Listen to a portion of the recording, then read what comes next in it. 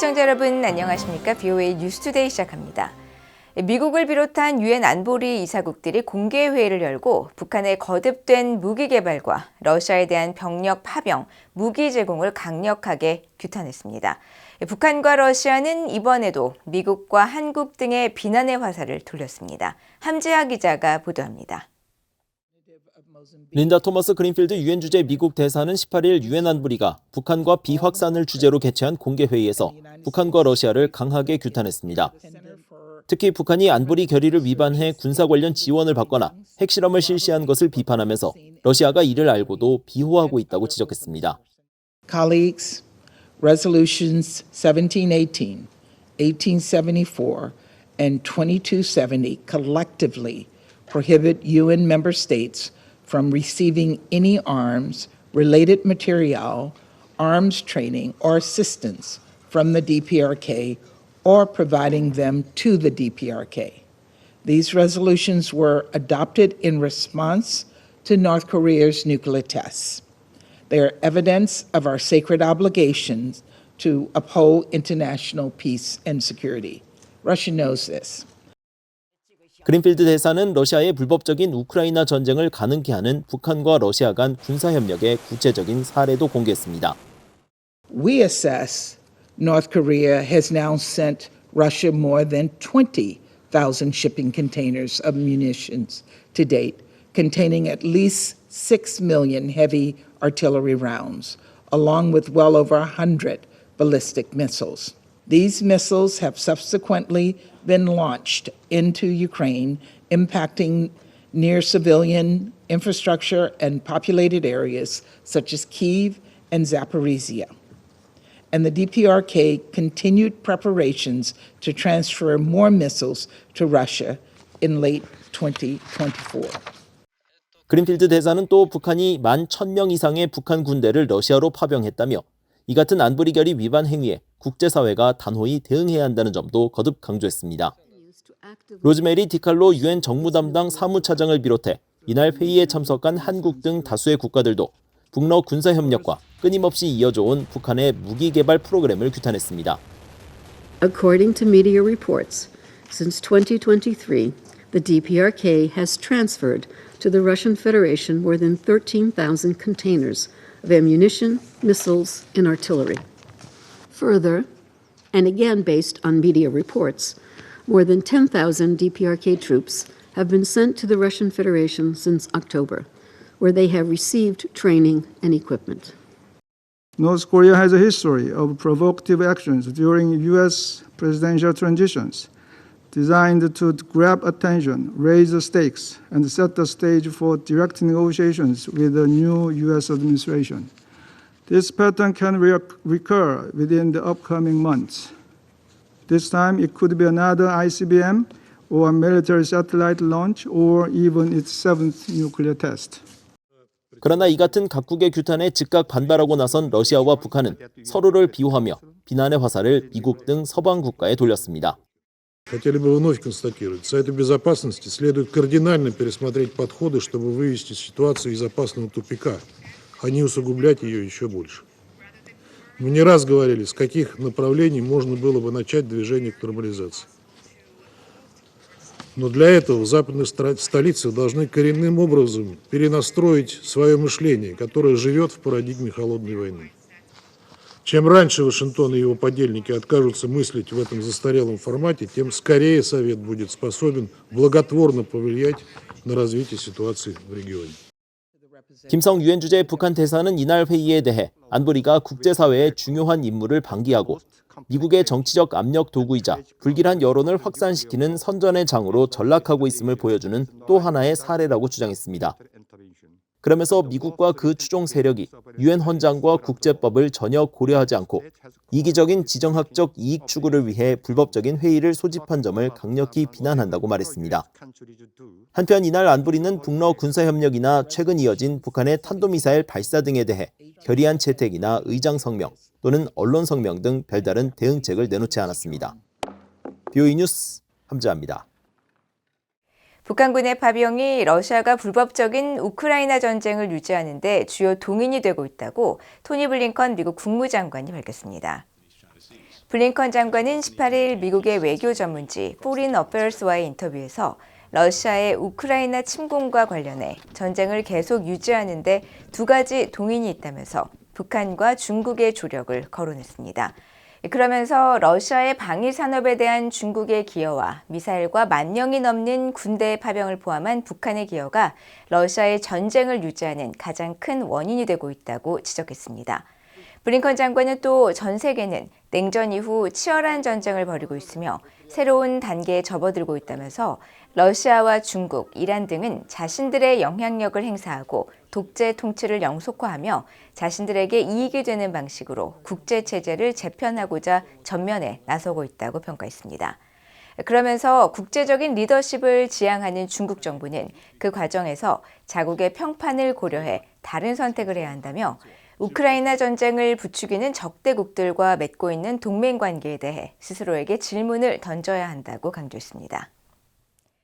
유엔 주재 미국 대표부 고위관리가 북한군의 우크라이나 전쟁 참전에 대해 전 세계가 주목해야 할 엄청난 확전 움직임이라고 지적했습니다. 네드 프라이스 유엔 주재 미국 대표부 부대표는 18일 뉴욕 외신 기자클럽 간담회에서 애초에 우크라이나 전쟁에 북한군이 투입된 것 자체가 엄청난 확전이었음을 기억해야 한다고 말했습니다. 이어 북한군이 유럽의 지상전에서 싸운다는 점과 그것이 안보에 미치는 영향은 우리가 주목해야 할 부분이라고 생각한다면서 유엔 안보리 이사국들이 전략적 의미뿐 아니라 매우 전술적인 측면에서도 이해하는 것이 중요하다고 밝혔습니다. 프라이스 부대표는 또 우리는 기밀 해제와 정보 공개에 있어 매우 역동적인 정책을 가지고 있고 북러 간 관계에 초점을 맞출 때에도 일관되게 그렇게 해왔다고 말했습니다. 특히 2022년 러시아의 우크라이나 침공이 본격화되기 이전부터 미국 정부가 관련 정보를 외부에 공개한 점을 강조하면서 우리는 여러 전선에 대해서도 그렇게 해왔으며 앞으로도 그렇게 할 것으로 확신한다고 강조했습니다. 러시아에 파병된 북한군의 다수의 사상자가 발생했다고 미국 정부가 잇따라 밝히고 있는 가운데 북한이 이 같은 소식을 자국민에게 전하지 않는 데 대해 국무부가 북한의 인권 문제를 거론하며 우려를 나타냈습니다. 베단트 파텔 국무부 수석 부대변인은 18일 정례 브리핑에서 관련 질문에 북한과 관련된 인권 문제는 한동안 우리의 우려 사안이었다면서 이것은 우리가 북러 관계 밀착을 계속 우려하는 이유 중 하나라고 밝혔습니다. 이어 최근 밝힌 내용에 더해 추가할 말은 없지만 이 문제는 미국뿐 아니라 다른 동맹, 파트너에게도 계속해서 큰 우려로 남아있을 것이라고 강조했습니다. 현재 미국과 우크라이나 정부 등은 북한군 수백 명이 러시아 쿠르스크에서 우크라이나군과의 전투를 벌이다 사망한 것으로 분석하고 있는 가운데 북한 관영 매체는 관련 내용을 일절 보도하지 않고 있습니다.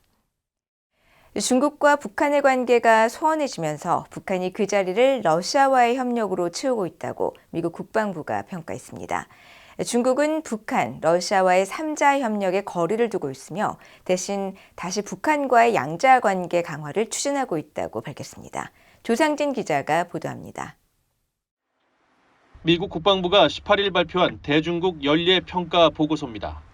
중국의 국방 정책과 군사 전략을 평가하고 이것이 미국과 영내 동맹국의 안보에 미치는 영향을 분석한 이번 보고서는 특히 북한과 러시아의 군사협력 심화에 대한 중국의 대응 전략을 분석한 내용을 담았습니다.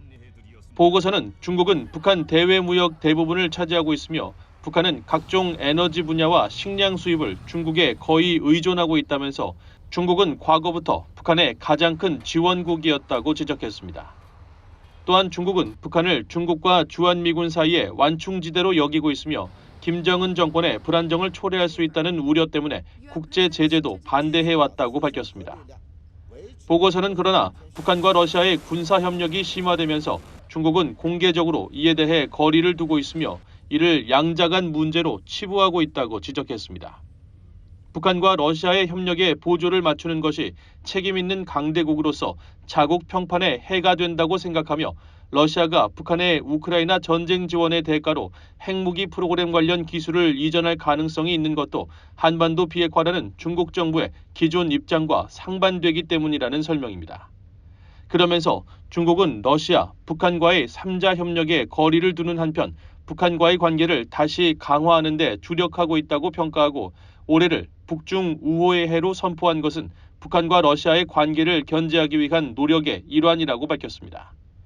일라이 레트너 미국 국방부 인도태평양 안보 담당 차관보는 이날 미국의 민간 연구단체인 전략국제문제연구소 CSIS가 주최한 보고서 관련 대담에 참석해 북중 관계가 과거에 비해 많이 취약해졌다고 평가했습니다.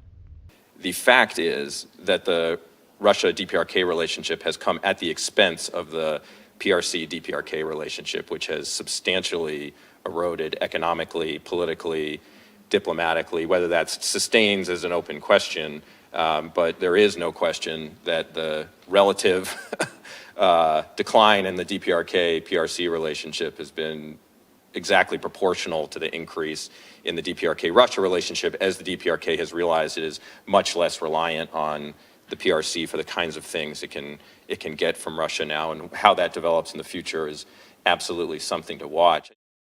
레트너 차관보는 중국이 북한, 러시아와 함께 삼각연대를 구성하는 것에는 거리를 둘 것이라면서도 북한과 러시아의 관계가 단절되기를 바라지 않을 것이라면서 이는 중국의 전략적 이익에 부합하지 않기 때문이라고 설명했습니다.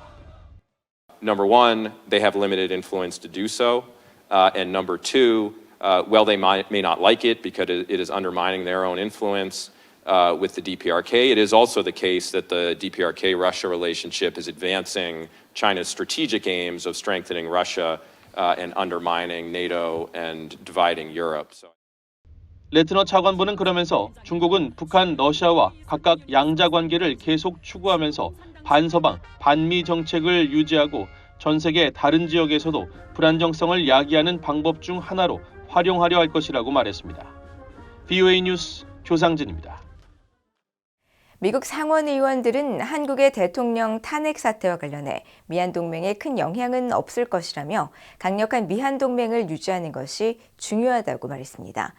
대중국 대응에도 동맹이 필수적이라고 강조하면서 북한이 한국의 정치적 혼란을 틈타 도발에 나설 가능성도 경계했습니다. 이조은 기자가 보도합니다.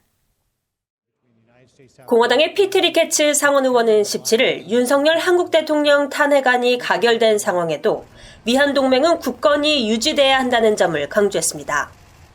리케츠 상원 의원은 이날 VOA 기자 만나 윤 대통령 탄핵안 가결이 미한 동맹에 미치는 영향에 대한 질문에 특히 영내에서 대중국 공동대응 측면에서도 한국과의 관계 지속은 매우 중요하다면서 이같이 말했습니다. That it's important not only for South Korea but for the United States to continue that, especially given the rise of the People's Republic of China and their very bellicose statements. Well, I would hope the opposition party would recognize how important the relationship between the United States, South Korea, and Japan is to counter the blind influence of the People's Republic of China. This is something that, like in the United States, is bipartisan. I would encourage the South Koreans to look at it the same way. 상원 군사위원회 소속인 공화당의 조시 홀리 의원도 동맹이자 파트너로서 한국의 중요성을 강조하면서 특히 북한이 한국의 정치적 혼란을 틈타 도발에 나설 가능성을 경계했습니다. South Korea is an extremely important partner to us in the most strategically important part of the world for us, and we're monitoring the situation closely. I hope not. I hope not. I think the message is we're getting a new president who I think will be a much firmer hand.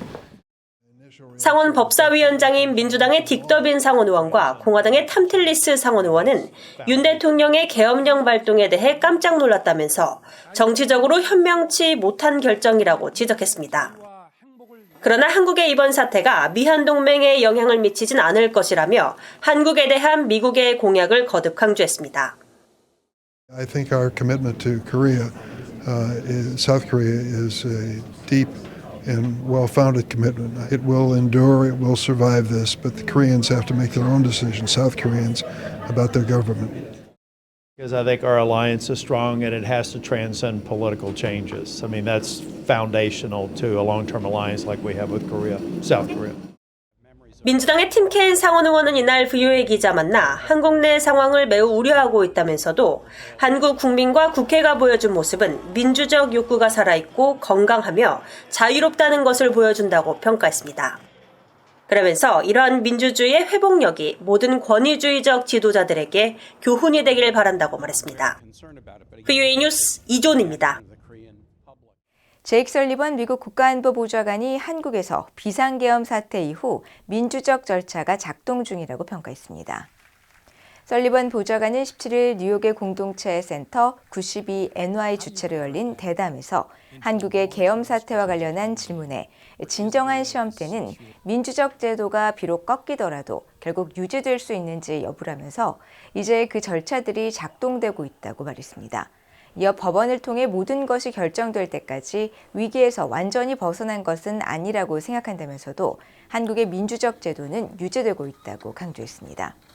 설리번 보좌관은 앞서 지난 7일 캘리포니아 시미밸리에서 열린 레이건 국가안보포럼 대담에서도 한국의 비상계엄 사태와 관련해 한국 민주주의의 회복력을 다시금 확인했다고 평가한 바 있습니다.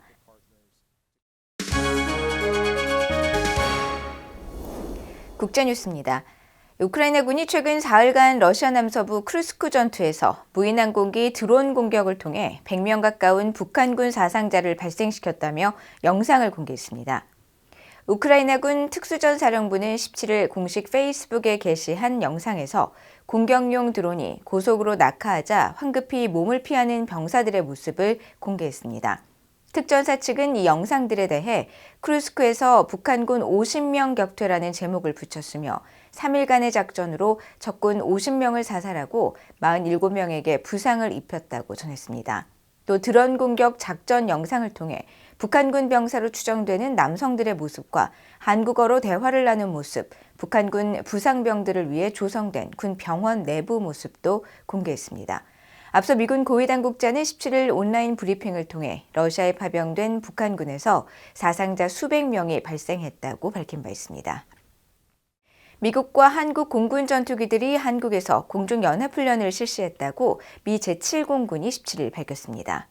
7공군은 이날 보도자료에서 주한미공군 군산기지에 제80 전투비행대 소속 F-16 파이팅 펠컨 전투기 2대가 16일 한국 필승 사격장에서 한국공군 F-15K 슬램 이글 전투기 3대와 함께 근접 항공 지원을 포함한 실사격 훈련을 진행했다고 전했습니다. 그러면서 미한 양국군은 양국관계 강화와 작전 준비 태세 강화를 통해 한반도의 평화와 안정을 지원하기 위해 정기적으로 함께 훈련한다고 밝혔습니다. 미국은 또 같은 날 일본 인근 해역에서 F-52 전략폭격기를 동원한 가운데 일본 항공자위대 전투기들과도 공중연합훈련을 실시했습니다. 시리아 수도 다마스쿠스 인근에서 대량 학살의 증거인 집단 매장지가 발견됐습니다. 다마스쿠스 인근 두 곳의 대규모 집단 무덤 현장을 방문한 스티븐 랩 전 미국 국무부 전쟁범죄 담당 특사는 17일 로이터 통신에 이 죽음의 조직 안에서 10만여 명이 실종됐거나 고문을 당해 사망한 것으로 확신한다고 밝혔습니다. 랩 전 특사는 이 같은 잔혹행위가 바샤르 알 아사드 독재 정권 치하에서 2013년부터 이어진 것으로 추정된다면서 나치 독일 이후 이런 일은 본 적이 없다고 말했습니다. 네덜란드 헤이그 소재 국제실종자위원회는 시리아에 이 같은 미확인 집단 무덤이 66개 존재하는 것으로 파악하고 있으며 현재까지 보고된 실종자 수는 15만 7천 명이 넘는다고 전했습니다. 시진핑 중국 국가주석이 18일 포르투갈로부터의 반환 25주년을 기념하기 위해 마카오를 방문했습니다. 로이터 통신에 따르면 시 주석은 이날 마카오 공항에 도착해 마카오는 조국의 보배라면서 늘 이곳의 개발과 거주민들의 행복에 대해 고심해왔다고 말했습니다. 그러면서 이번 방문 중 각계 인사들과 광범위하고 심도 있는 대화를 나눌 것이라고 밝혔습니다. 시 주석은 사흘 일정으로 진행되는 마카오 방문 동안 지난 10월 선출된 샘 호우파이 마카오 행정장관 취임식에 참석하고 반환 25주년 기념식에도 참석할 예정입니다. 중국 남부해안에 위치한 마카오는 지난 1999년 12월 포르투갈로부터 중국에 반환된 이후 홍콩과 함께 일국양제 원칙에 따른 중국의 통치를 받고 있습니다. 이상으로 VOA 뉴스투데이를 모두 마칩니다. 시청해주신 여러분 고맙습니다.